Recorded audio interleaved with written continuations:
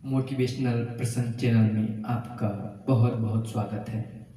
यह प्रेरणादायक कहानी एक गरीब किसान और उसके पत्नी की है, तो लीजिए सुनिए।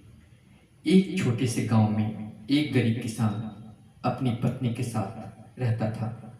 उनके पास बहुत थोड़ी जमीन थी जिस पर वह मेहनत करके किसी तरह गुजर बसर करता था। किसान बहुत ईमानदार था, लेकिन किस्मत उसके मेहनत का साथ नहीं दे रही थी। लगातार सूखे के कारण खेत सूख गए थे, बंजर हो गए थे। घर में खाने को अनाज नहीं बचा था। एक दिन किसान परेशान होकर अपनी पत्नी से बोला, अब क्या होगा?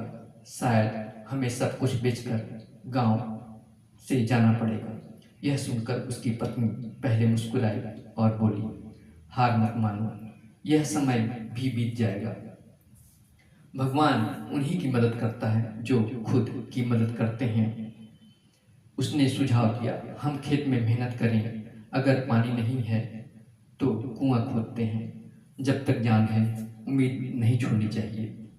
किसान ने उसकी बात मान ली। दोनों ने मिलकर कड़ी मेहनत शुरू की और कई दिनों तक बिना आराम किए उन्होंने कुआं खोदा। आखिरकार पानी निकल ही आया। उन्होंने खेत में बीज डाले और कुछ हफ्तों बाद खेत हरा भरा हो गया। फसल इतनी अच्छी हुई कि उन्होंने न केवल अपना कर्ज चुकाया बल्कि दूसरों की भी मदद की।